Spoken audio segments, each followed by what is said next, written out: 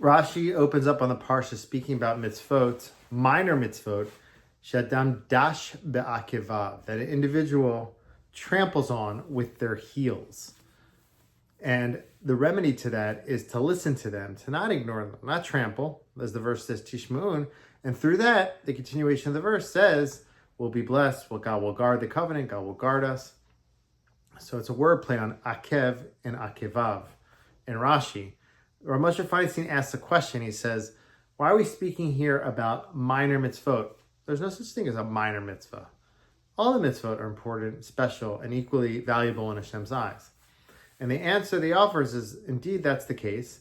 However, there are mitzvot that we in our mind define as minor, but really, they're major.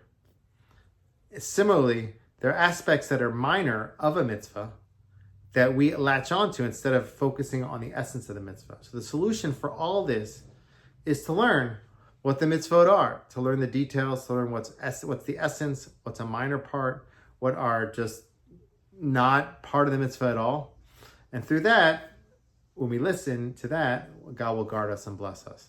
There's a Hasidic story which highlights this, about a Hasidic group who always fervently followed what the Rebbe did. And one day, it was a summer day, and they saw the Rebbe davening, and at the end of his Amidah, he took 3 steps back. They saw him wipe his brow like that. And nobody made a thing out of it. However, the next day, they saw him do the exact same thing. He took 3 steps back, went like that. The next day, the same thing. Hasidim began talking to themselves, maybe the Rebbe is introducing a new minhag. They had a lot of time to watch him because he davened much longer than everybody else. Maybe it's a new custom. They started to deliberate and talk about why he might be doing it. Maybe he is, switching phases for the Chazar Rashatz, or maybe he's removing all foreign thoughts. And so the Hasidim began doing it as well. The Rebbe never saw because he davened so long. But after a while, all the Hasidim, they took 3 steps back, they started to do this. And that was kind of like what their Hasidic group did for several days in a row. One day the Rebbe didn't daven earlier, and he came to the minyan, and for the first time he could see his Hasidim davening. Now, what was standing out about this is that they are so focused on this movement that it seemed like their davening was diminished. It was on a lower level. They weren't davening as hard with as much intention because they were focusing on remembering to do the custom of the Rebbe at the end of davening to go like this. The Rebbe watched them do that, and he was amazed and surprised and amused. He pulled a Chassid aside, and he said, what's going on here? What is this? Everyone's doing this whole thing.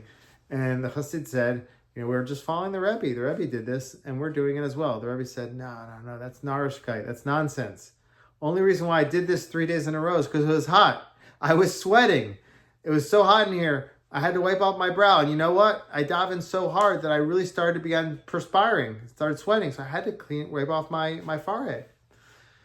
And he says, look what's happening here. You thought that this really minor thing, which isn't even a mitzvah, it's nothing, it was just my action. You made that to be the most important thing. And you forgot about davening. Forgot about putting intention into davening and focusing on what's most important. Therefore, I demand that you stop doing that. You focus on what's important and let go of the narishkeit. And this is the message that Rabbi Moshe Feinstein is talking about, is that we have to learn what the mitzvah is. We have to learn what the essence of the mitzvah is. And let go of things that we define as major, which are really minor. And similarly, things that are not as major, that we make major, we have to be careful with them as well. In this case, the Hasidim made something not even important into something incredibly important. And they left the most important thing, which is davening, to focus on that.